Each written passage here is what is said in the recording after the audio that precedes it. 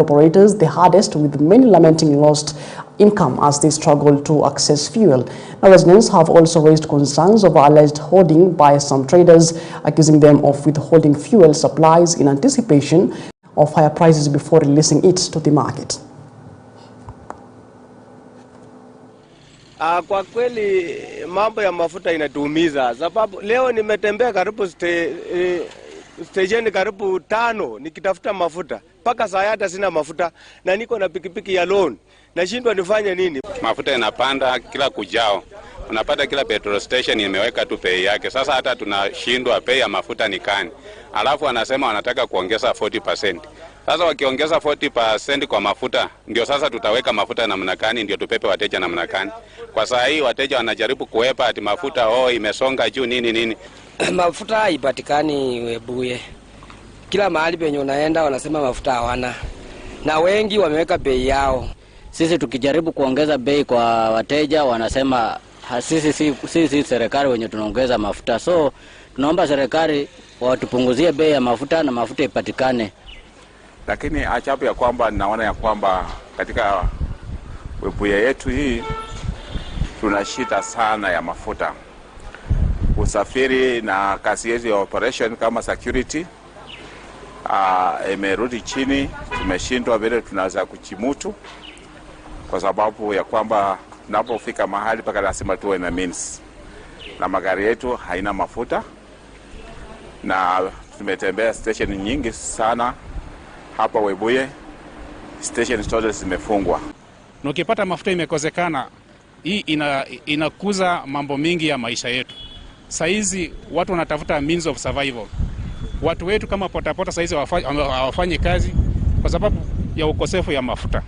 Na hasa vijana wetu, hiyo ndio mbinu yao moja pekee ambayo wanatafuta kujikimu kimaisha. Saizi tunaomba serikali iingilie kati, kwa sababu vijana wetu wakikaa hivi hawana njia nyingine ambayo wanaweza jikimu kimaisha. Tunaona vitu kama wizi inaweza ongezeka kwa sababu mtu kama kuna familia na hakuna venye anaweza kujikimu kwa nyumba, kama kuletea watoto wake chakula kwa nyumba, atakumbwa na mawazo mingi. So langu ningependa kuomba serikali kuu, hata kama ni bei wanataka kupandisha bei, wacha mafuta ipatikane katika kila petrol station. Hapo Webuye tuko na so far 2 petrol station ambazo ziko na mafuta, na wote wanauza katika awamu na kila mtu yuko na bei yake. So sisi tunaomba serikali watuweke bei ambayo wataweka, watuweke bei na mafuta ipatikane kila wakati. Tutashukuru. Tuna uhaba wa mafuta siku ya leo. Ninatumia mafuta kwa pikipiki, ninatumia mafuta kwa kuweka kwa pawaso kwa sababu mimi hupasua mbao. Kwa hivyo sababu ambayo inafanya mafuta yakosekane hata hatujui. Nimetembea katika station tofauti, lakini zote zimefungwa, na kuta tu wafanyikazi wamekaa pale, lakini hakuna mafuta ya kutuuzia. Serikali tusaidie, wale wauzaji mafuta. Naambia wengine labda kuna mafuta hayo wameficha tu wakitarajia bei ipande, lakini yule ambaye anayeumia sana ni mwananchi wa kawaida, ni consumer ndiye anaumia. Right, of course, we shall be keeping tabs with that particular stories, even as, just to hear what motorists have to say in regards to the new fuel price. And of course, in Mombasa County and the coast region, super petrol and diesel will retail at 203 Kenya shillings, while other parts of the country, like Nakuru and Kisumu, the price of super petrol will retail at 206.03 Kenya shillings, while and 207.06 respectively for the next 30 days. And of course, this new increase is likely to trigger a ripple effect across the country's economy, because most of the sectors rely on this fuel for their daily activities. And of course, this has been also fueled by the war in the Middle East, especially in Iran, which has crippled the Strait of Hormuz, where these petroleum products actually pass through.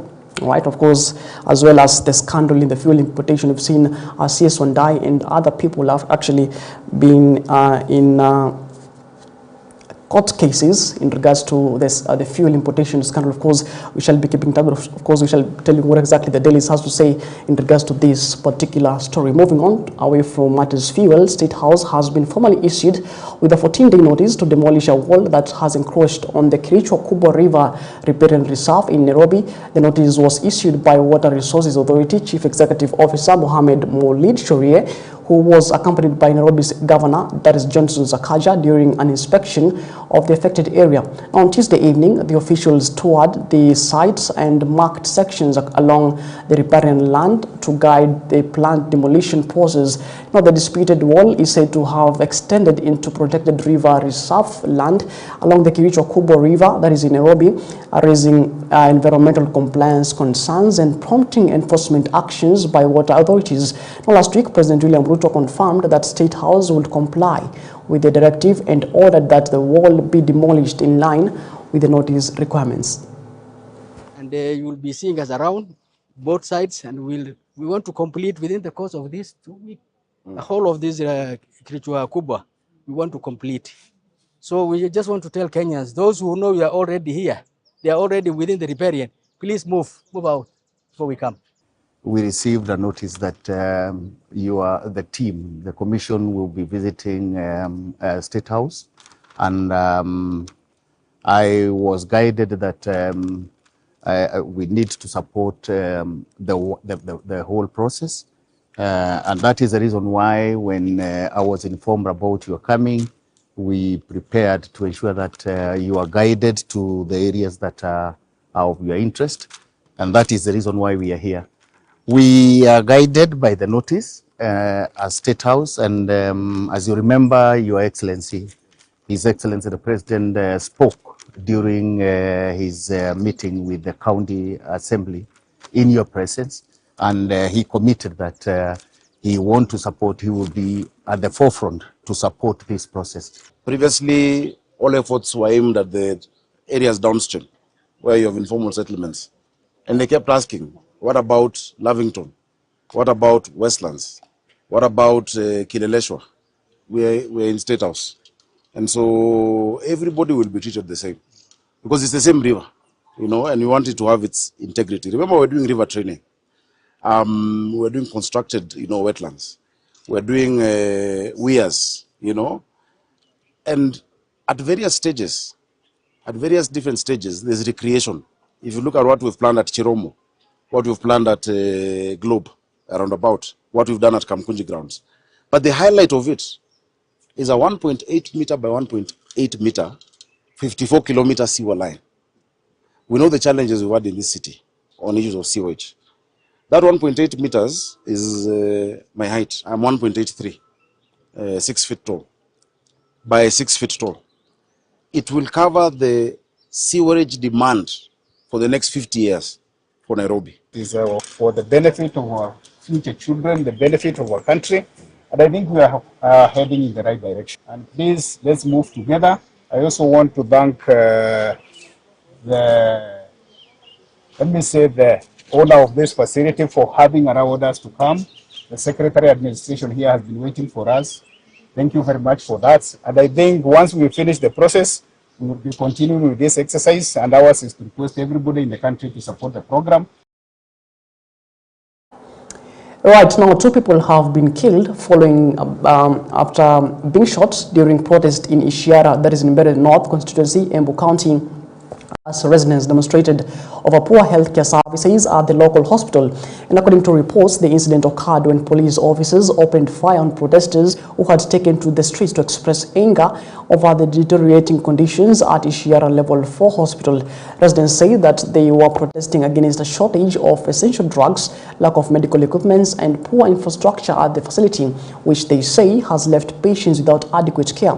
Now, the demonstrators argued that the situation at the hospital reflects a wider crisis affecting several health facilities across the country, warning that continued neglect could lead to avoidable loss of life. Now, tensions escalated during the protest, leading to clashes that resulted in the fatal shooting of 2 individuals. Security officers were deployed to restore order following the incident. Take a look.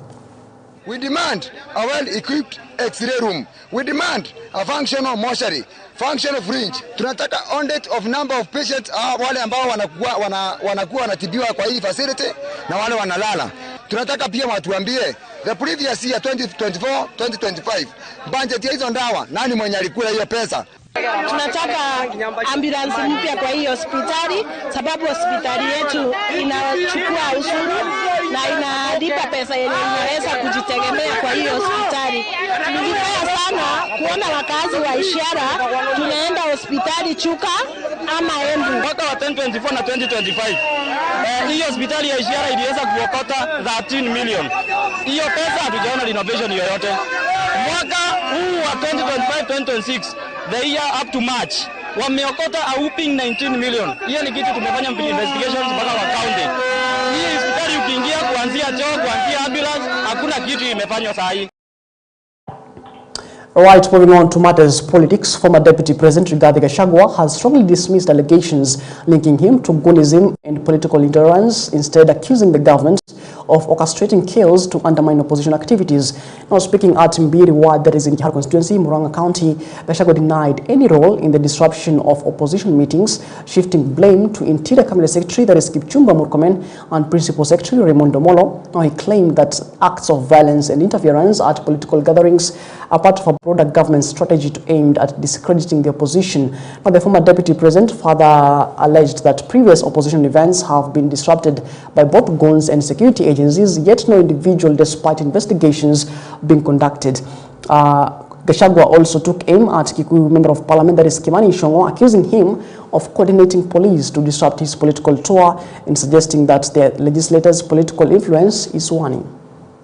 Goons wamejaa Kenya. Na sisi tunataka tueleze hakuna goons. Hii ni serikali.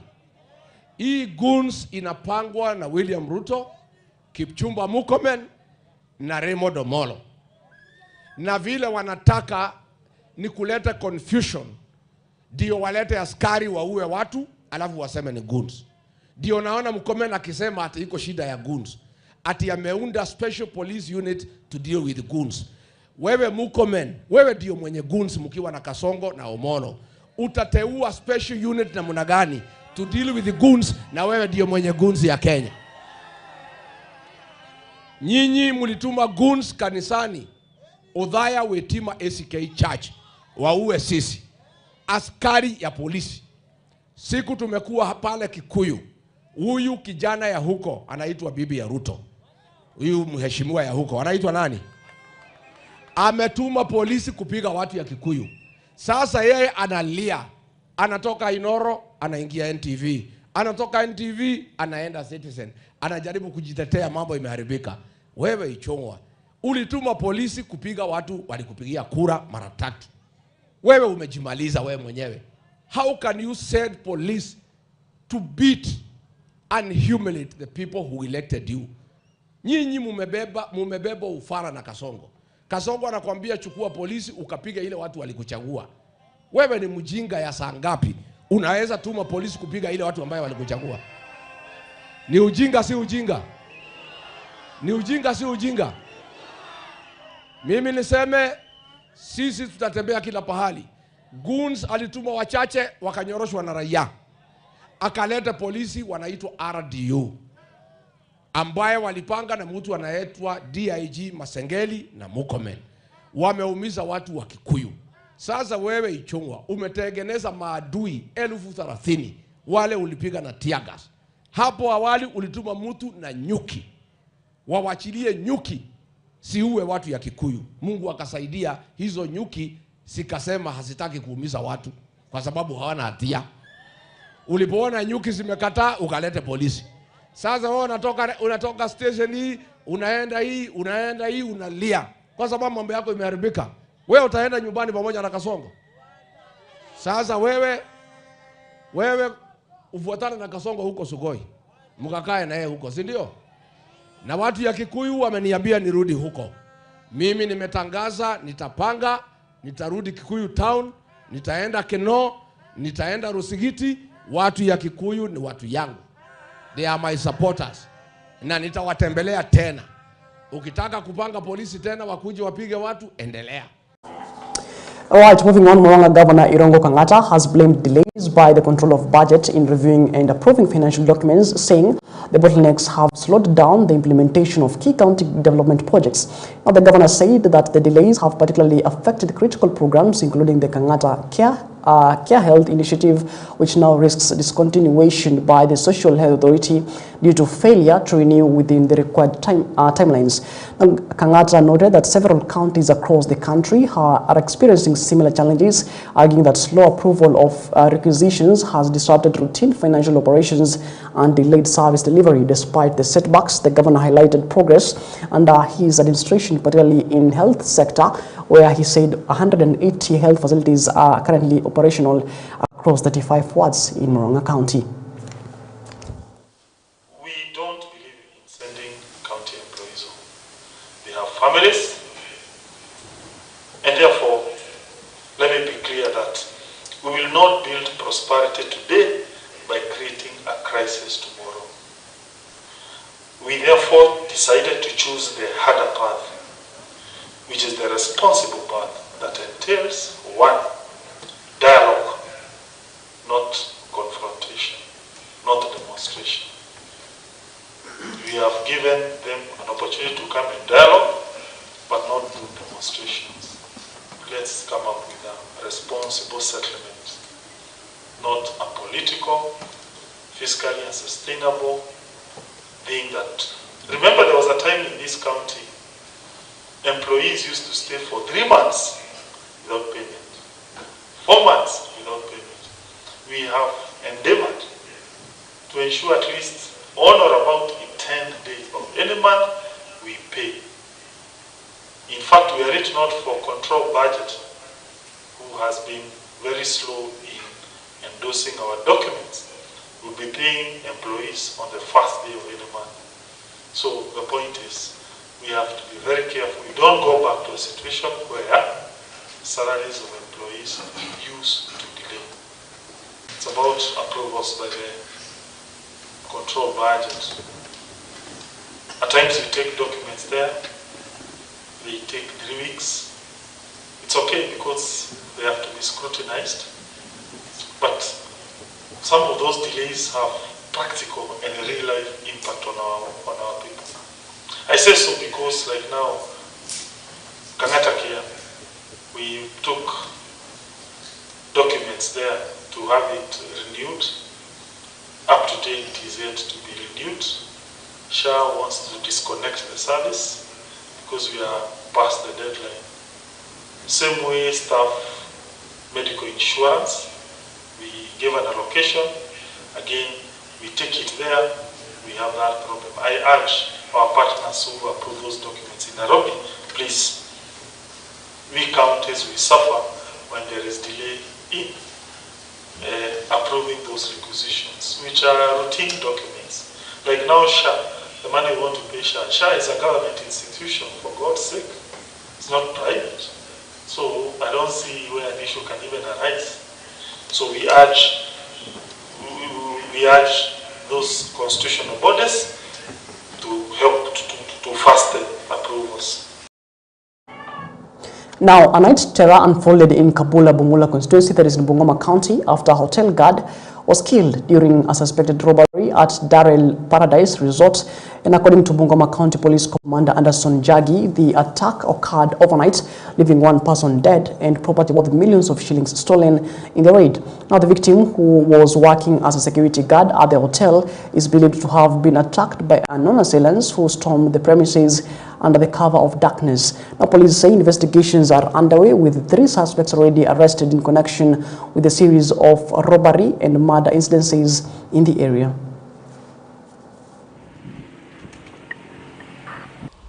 Now, we are here to report to you that yesterday, a unknown number of gang entered this premises, the Paradise Hotel and Resort, and they injured one watchman who later succumbed, and they accessed the restaurant area where they took several TV sets and quite a number of other electronics. We have visited the scene And we have realized that the thugs accessed these premises from the behind this building, the restaurant, by cutting through the wire and then opened the gate. They then hacked that watchman and then routed and gutted away with all those electronics worth around 1.2 million. We have come here and we have we are still processing the scene. We are trying to recover or to retrieve the CCTV footages, although we have some hiccups, but with our experts we are trying to see how we can be able to get a good recording of what transpired yesterday. I want to assure the people of Bungoma, because this is the second incident after the one of Sangara where 2 watchmen were killed. I want to assure the people of Bungoma that we are going to get over this. By whatever means, we are going to get over this. We are going to use any available means, even scientific, the forensic analysis, and we will get it. And I can assure them that we are crossing in very well. Already the Sangaro incident, we have some links. We are using our forensic analysis, and once we are through with that, we'll get to nab those people. Watu wa Bungoma tunahakikishia kwamba hii maneno ya wizi, uvamizi ya mabaa itaisha. Ile kitu tu tunaomba kwa wananchi ni tushirikiane, because without them we cannot be able to beat this kind of crime surge. So ile kitu tungewaomba ni tushirikiane na nyinyi, muwe macho, tupeeni habari na tutaweka hawa watu korokoroni. Tumeahidi kama county security team, we are on it. We have even gotten the assistance of forensic analysts from Nairobi. And once we are done with that, we will be seeing, we'll call you, we will be seeing the results. Tayari kuna links tunafuata vile nimesema, na hakikisho letu kwa watu wa Bungoma ni kuwa tuko tayari kupambana na hawa watu na tuko tayari kusaidiana na wananchi kumaliza huu uovu. Asanteni sana. Right, quite unfortunate story right there. Moving on, calls for young people to resist political exploitation dominated the opening of the 11th edition of the Kenya Youth Inter-County Sports Association, that is KISIA, games at Nyahururu Stadium in Laikipia County.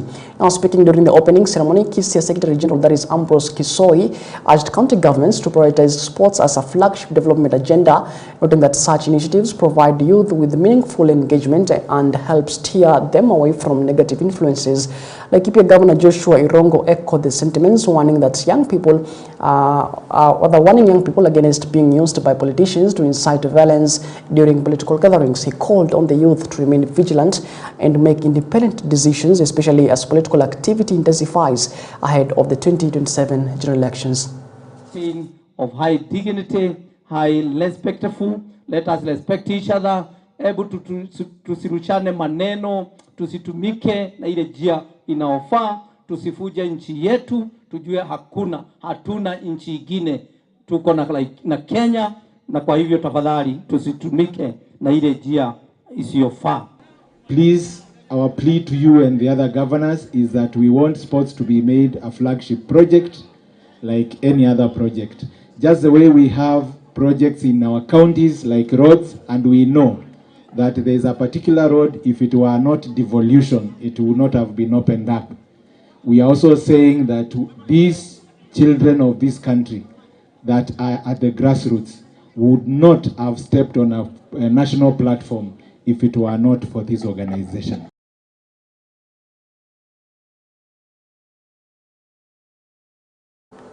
Now, the Seafarers Union of Kenya, that is SUK, has raised concern over a deepening crisis in the maritime sector, warning that Kenyan seafarers are increasingly facing prolonged delays in salary payments and, in some cases, detention in foreign countries under harsh conditions. And according to the union, several workers have gone for months without receiving wages, leaving their families back at home in financial distress. SUK further reports that some seafarers are currently being held in distressing circumstances in Tanzania, highlighting what it describes as growing exploitation and weak enforcement of labor protecting in the maritime industry. Now, the union says the situation is unfolding despite increased government focus on the blue economy, which has been promoted as a major driver of employment creation and economic growth in Kenya, particularly for young job seekers. Kesi ya kwanza ikiwamo ya fishing vessel Tijara. Tijara iko na mabaharia ambao ni wa Kenya na foreigners. Tijara wafanyikazi pale ndani hawalipwi. Wafanyikazi kutokulipwa ni against sheria za maritime na hata za fisheries. Sasa tunashangaa Kenya Maritime Authority kama regulator, inakuwaje mabaharia wa Kenya wanatesekea kwenye maji yao na wale ambao si wa Kenya pia wanakuja wanateseka kwenye maji yetu? Hii ni masikitiko makubwa sana. Na kando na Tijara tuko na Kivu. Kivu imekuwa ikileta malalamishi kuanzia Disemba pia. Paka saizi mabaharia walifanya kulipwa mapeni kidogo. Paka saizi hawajamaliziwa mapeni yao. Lakini unakuta ona wa Kivu Spia 2 paka saizi hajaonyesha hera ya kulipa wafanyikazi. Na mimi namuomba Waziri Ali Hassan Joho, haya maneno hayaendi vizuri. Hatuwezi endelea hivi kila siku waziri. Mimi nakuomba pale ilipofika, zungumza na wale watu ambao wako kwa hizo ofisi zako. Jaribu kuuliza shida ni nini. Sisi kama mabaharia tunahitaji haki zetu. Na kuomba mshahara ni haki zetu za kimsingi kulingana na katiba ya leba na hata za kimataifa.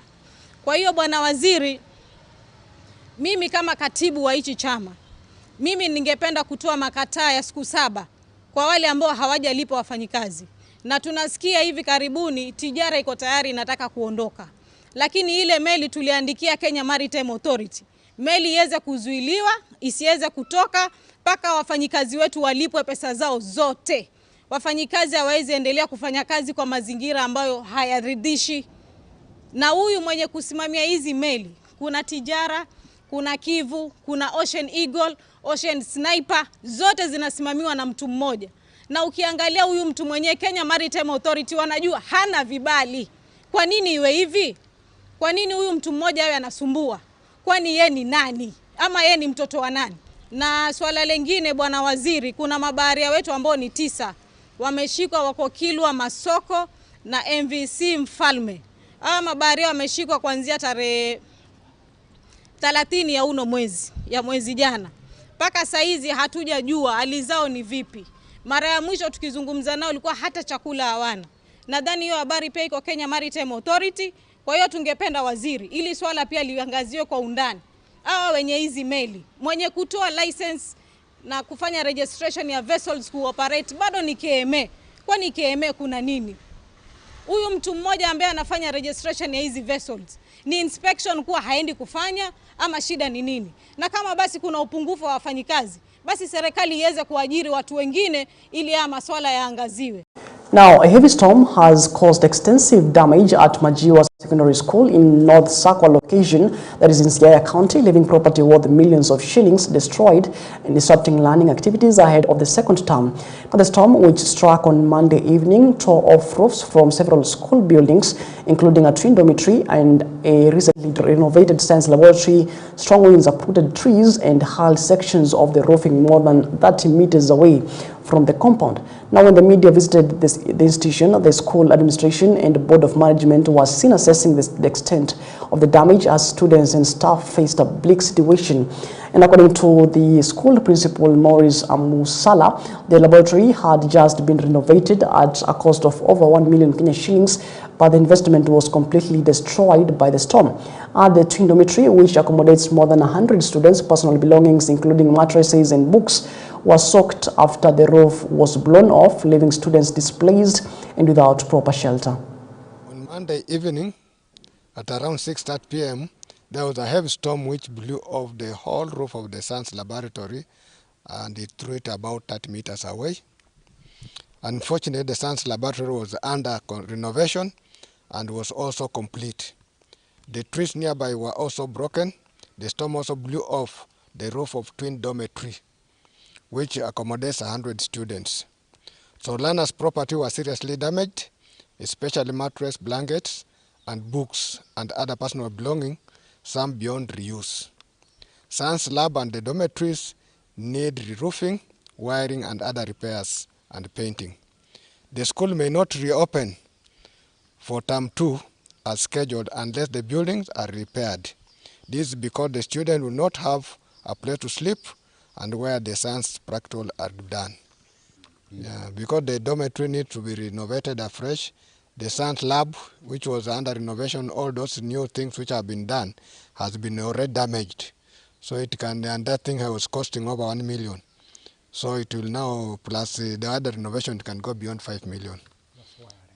The teacher who stay around, it was raining, they were in their houses, so nobody was injured. I think we witnessed this unfortunate incident yesterday where the school property was damaged, the laboratory, the way the principal has mentioned, and the dormitories. And our aim now is just to make a special appeal to different agencies that could have, special funds for this kind of calamities, especially the CDF. We want to appeal to the area MP to see how he can be able to support the school to ensure that our students open in good time. And also the county government and the area MC, we call upon all of them to come to our aid, because we don't want these children to be disadvantaged as other learners open school next time. Even the Ministry of Education, we are not leaving anybody out. You will hear even personal property of the children, like the blankets, the boxes, the books, and mattresses. These are personal effects that I think even non-governmental organizations could also come in and support us, people like Plan. We want to call upon them to see how they can also facilitate these learners too.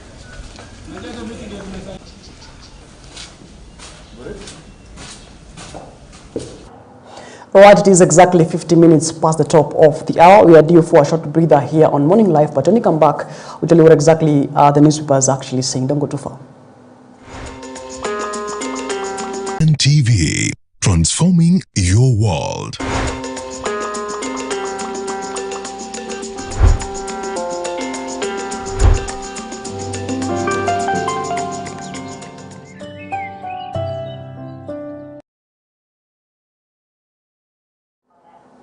Right, it is exactly 8 a.m. Now let's take a look on what's making headlines in the dailies today. And I'm having the Daily Nation newspaper and of course the Standard newspaper dated the April 15th of 2026. Now stick around even as we take a look on what the dailies has to say this morning. Now, top story on the two newspapers is about matters to do with fuel. Right now, Daily Nation says fuel lies, where the controversial cargo has triggered a criminal investigation. And of course, there is a picture there of CS, that is Energy and Petroleum, CS, that is Opio Wandai, and of course, KPC MD, acting MD Pius Mwendwa, and CS Wandai actually says in the quote, One Petroleum Limited, the company that imported the said product and invoiced oil marketing companies, is directed to exit this product out of Kenya as soon as possible. That he said on April 7th of 2026. And of course, KPC acting MD, that is Pius Mwendwa, said on April 14th, and the quote, we have received a waiver letter from the CS Trade to allow the consignment into our systems. Now, the fuel was allowed into the KPC system and later released to oil marketing companies. End of quote. That is what the KPC MD had to say in regards to what they term as substandard fuel imports in the country. All right, now the substandard fuel consignment that the government ordered the importer to ship back a week ago had already been pumped into Kenya Pipeline Company's system and released to oil dealers. Now the 60,000-ton petroleum hull has high levels of sulfur and over 4 times the permitted limit. That's on page 4 of the Daily Nation. Let's take a look at that particular story on page 4. And the acting Kenya Pipeline Managing Director Pius Mwendwa told the Senate Energy Committee yesterday that the petroleum was mixed with existing stock and released to oil marketing companies. This contradicts assurances by the government a week ago that the 60,000 tons of fuel with sulfur levels 4 times above expected limits had been withdrawn from the market. Now, Mr. Mwendwa, while appearing before the Senate committee, said that the petroleum that had failed quality tests was nonetheless allowed into the fuel distribution system following waiver from the Ministry of Trade. Now, earlier, the Ministry of Energy had said the fuel had been blocked from entering the markets and would instead be removed from the country. Now, Mr. Mwendwa told senators that the country had only experienced 2 instances in which substandard fuel shipments were intercepted at the point of entry. All right, that story goes on and on. On page 4, of course, page 5 explains why excess sulfur manganese are bad for vehicle engines. It says that the recent scandal has shone the spotlights on the quality of fuel entering the market, with investigations pointing to supplies that contained excess of sulfur and traces of manganese additives. Now, these chemicals deviations mean that the fuel does not meet the requirements for safe and efficient engines. Of course, it has outlined what standards are Kenyan motorists supposed to expect, and of course, how does sulfur in fuel affects engines, and as well as what risks does manganese in petrol pose. All right, and why is this adherence to standards so critical in Kenya, as well as how does Kenya ensure fuel meets the required standards, and how does the imported consignments compare with East African Community standards, and as well as how did this off-spec fuel get into Kenya. That's actually explained on the page 5 of the Daily Nation exclusively in regards to the fuel importation scandal in the country. All right, you can actually get that on page 5 of the Daily Nation. All right, now turning on to matters politics. On the front page of the Daily Nation, Ruto seeks to calm growing tensions with ODM allies. Now, President William Ruto has stepped in to forestall the looming fallout within the broad-based government by promising to rein his lieutenants accused of plotting to shortchange. That's on page 6 of the Daily Nation. Of course, speaking about broad-based government, which the ruling party, that is ODM, has on behalf with the ODM, the Orange Democratic Movement, which was signed by ODM, the then ODM party leader and the late Honorable Raila Amolo Odinga, of course, the head of state, who was the party leader of the United Democratic Alliance, that is UDA. They signed a 10-point agenda agreement which binds them to what they term as the broad-based government. Now, President William Ruto has swiftly stepped in to forestall brewing tensions within the broad-based government, as ODM leader Oburu Oginga called for a crisis meeting.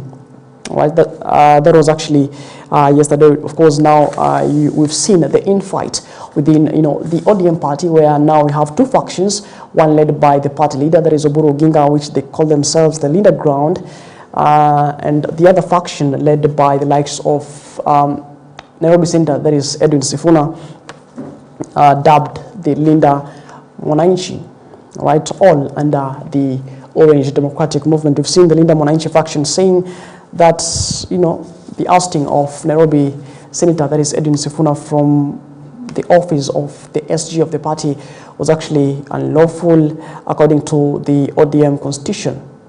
All right. Of course, we remember that on March 27th of this year, actually, they had an NDC. The Leader Ground faction had their NDC, and as well, the Leader Mwananchi also had their meeting, which the ODM Leader Ground factions said that who was deputizing Edwin Sifuna, that is Madam Catherine, will be the new SG of that particular party. Now, Dr. Ruto promised to rein in his lieutenants who have been accused of fueling confrontations, and while blaming what he termed as underhand forces for sowing divisions in the union between his United Democratic Alliance, that is UDA, and the Orange Democratic Movement. The president said he will ensure the broad-based government, or that the broad-based arrangement survives beyond the 2027 elections. Now, his assurance, however, came amid fresh details of growing mistrust between the 2 parties, with some Orange Party officials accusing UDA of taking advantage of the union to what they term kill ODM, Some officials have even claimed that their planned coalition talks had collapsed as a result of the emerging disagreements. Now, within the ODM leader ground faction, Dr. Oginga, two camps have emerged. Some ODM members of parliament have disowned National Assembly leader, majority leader, that is Junet Mohammed, saying his remarks on the contentious issue of zoning personal views. However, ODM chairperson and Homa Bay governor, that is Gladys Swanga, appears to be reading from the same script as him, saying the party's interest must be protected. That's on page 6, exclusively on Matters Politics on the Daily Nation. All right. Now let's take a look on other matters making headlines on the Daily Nation. How cooperative wasted 2 billion Kenya shillings in bogus land deals. Now, for years, members trusted SIC investment cooperatives to grow their savings through land housing ventures, but an audit now reveals a trail of mismanagement, inflated land purchases, and questionable assets, exposing systematic governance failures that have left thousands of investors facing massive financial losses. That's on page 2 and 3 of the Daily Nation. All right, now let's take a look on what's making headlines on the Standard newspaper this morning. Now, the front page of the Standard matters fuel, and this, it is actually titled "Fuel Price Shocker." Of course, it is yet another shocker for motorists and citizens at large, because the fuel prices cut across, because the basic commodities actually requires fuel. The bread, before that bread reaches to the final consumer, it has actually been transported from the manufacturer to the wholesaler, to the retailer, and to the consumer. All right, so it cuts across several sectors, which will trigger a cripple effect in the country's economy. Now, the fuel actually now retails at 206. Super petrol retails at 206, and as well as diesel actually also retails at 206. Now, diesel has seen an increase of 40 Kenya shillings, and super petrol has seen an increase by 28.69 per liter. That is Kenya shillings per liter. Now, record fuel price surge, with diesel rising by 40 shillings and petrol by 28.69 per liter, is said to squeeze households and businesses, triggering higher transport costs, inflation, and widespread strain. All right, we are taking a short breather, but we'll be back in just a bit to tell you what exactly the Standard has to say in regards.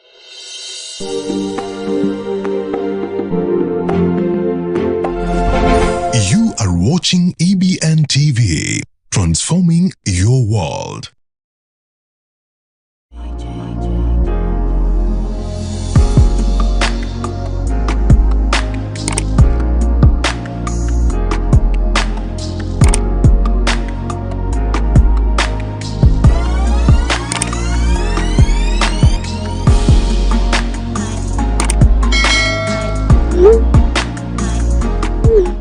You are watching EBN TV, transforming your world.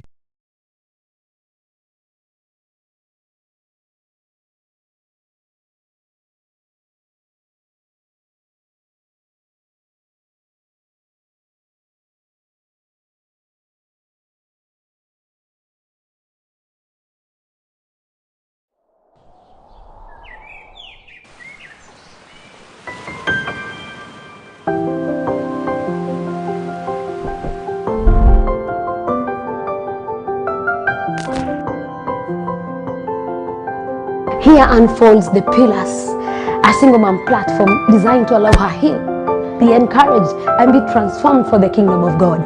I'm your host, Mary Njeri Ndongo. Follow me on EBN TV every Tuesday at 8:30 p.m. Thank you.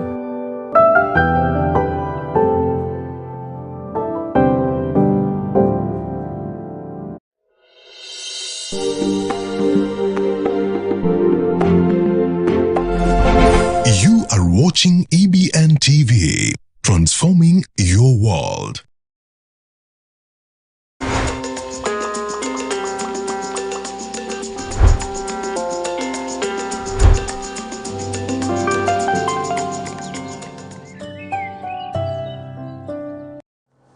All right, we do apologize for the technical hitch. Now, let's continue with the newspaper review on the Standard newspaper this morning.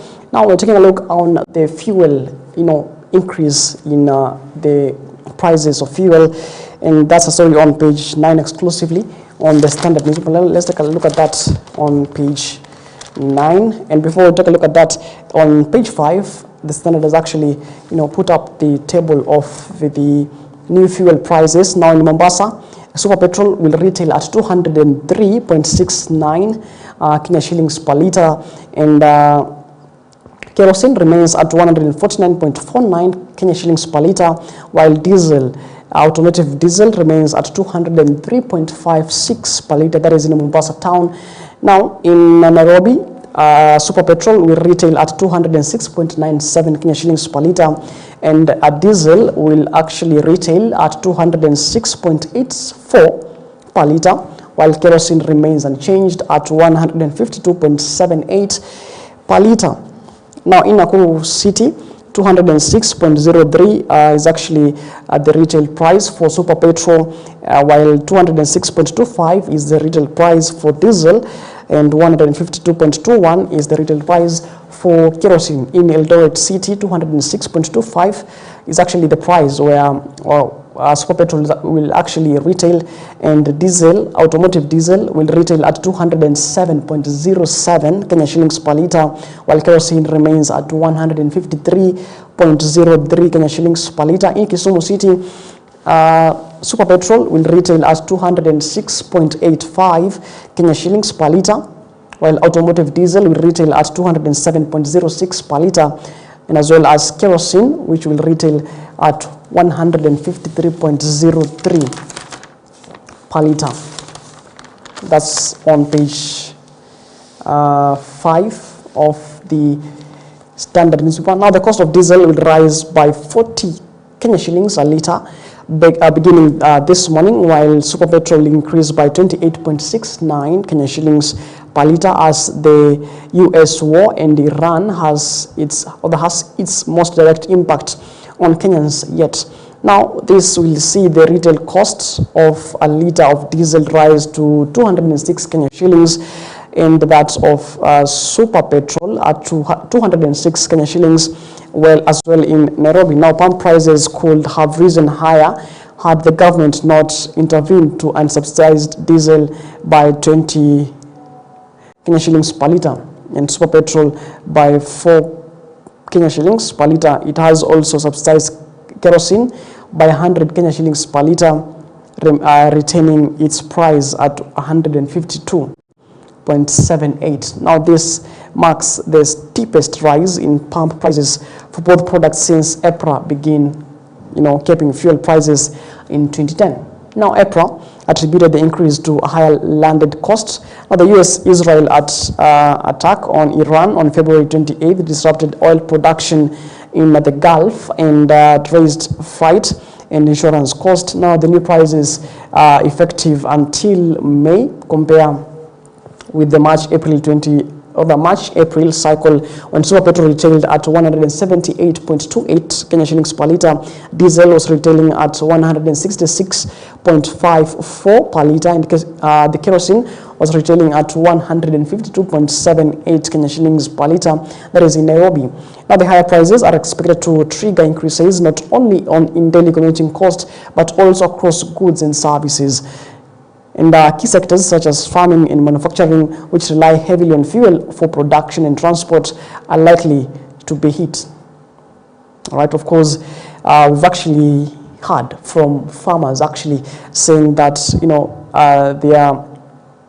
the Middle East wars, especially in Iran, has actually, crippled their importation and transportation of tea, or the exportation of tea to Iran, because they use the Strait of Hormuz to ferry their goods. And now, because of those walls, they're actually going under a loss. And it's quite unfortunate to see this, situation, which we don't know when it will end. Of course, we do hope and trust that, the wars will actually come to a standstill. That's on page 9 of the Standard newspaper. And speaking of standstill, chaos at KNH as nurses strike leaves many patients stranded. Now, patients seeking treatment at Kenyatta National Hospital has left unattended as nurses' industrial action entered its second day, disrupting services at the country's largest referral facility. Now, many patients expressed concern that delays in treatment could worsen their conditions, with some forced to consider expensive private care. And of course, there are Esther Ann, who was referred to from Gatundu Hospital, said that she had already lost vision in one eye and had been warned of serious complications if not treated urgently. That's on Matters Healthcare on page 9 of the Standard newspaper. Now, 206 is actually, the new price of a liter in diesel in Nairobi. That's on Matters Fuel. Now, a couple nicked county 1.2 billion in fake contracts. EACC tells court. That's on Matters Corridors of Justice on the Standard newspaper, page 8. Right. Now, moving on to other matters making headlines on the Standard. Matters Corridors of Justice. Now, court orders SHA to pay former NHIF director 3 million Kenya shillings, redeploy him. Now, the Employment of Labor Relations Court has ordered the Social Health Authority to facilitate the deployment of former National Health Insurance Fund, that is NHIF, and Finance Management Director Robert Ingasira to the public service. Now, in her judgment, Justice Helen Wasilwa said that it was unlawful for Dr. Mercy Mwangangi-led authority to what she termed as use and dump in Garissa, despite a transition clause that provided a pathway for his absorption through the Public Service Commission. Now, she noted that the former senior manager at the National Insurer was dismissed despite appeals for deployment within government. Now, the court found this amount to a violation of his rights and ordered SHA to pay him 3 million Kenya shillings in compensation. Now, in the case, Ingarisa told the court that he was dismissed on November 7th of 2025. Now, he said that he had served diligently, consistently meeting and exceeding performance targets. Of course, he stated that appointment came during the NHIF SHA transition, under which he was to be considered for absorption, redeployment, or appointment to in the new entity.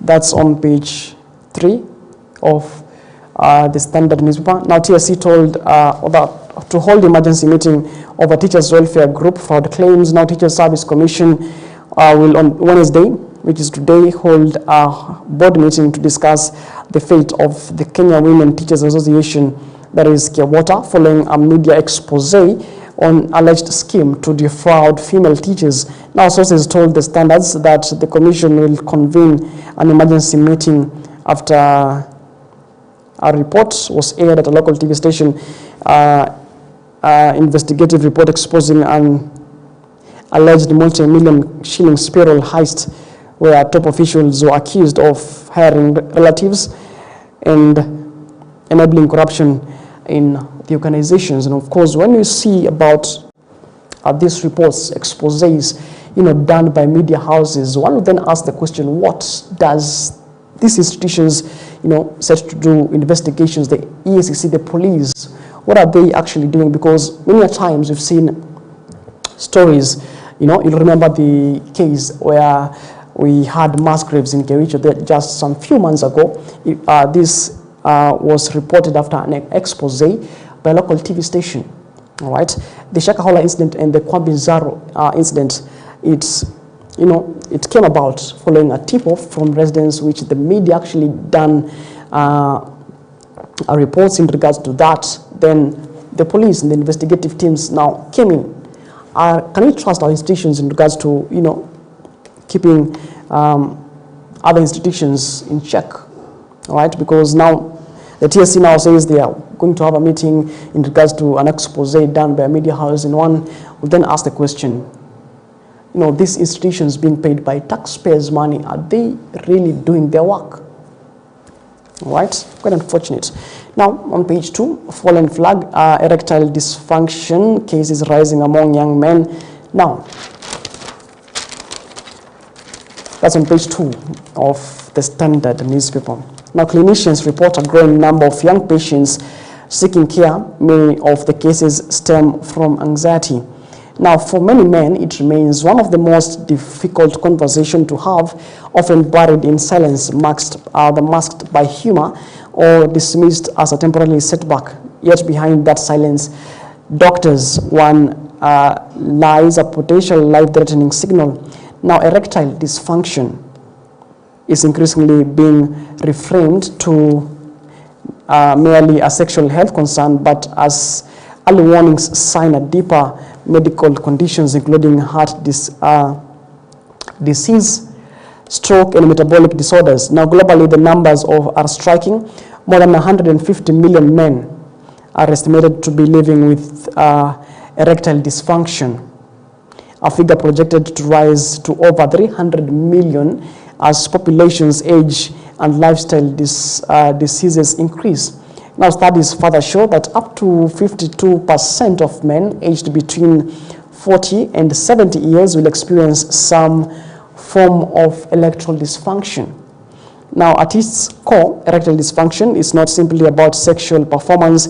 It is about circulation, nerves, hormones, and the complex interplay between physical and psychological health. And according to David Kimani, a consultant urologist at Kenyatta National Hospital, the condition should be viewed as what is quote-unquote window into a man's overall health.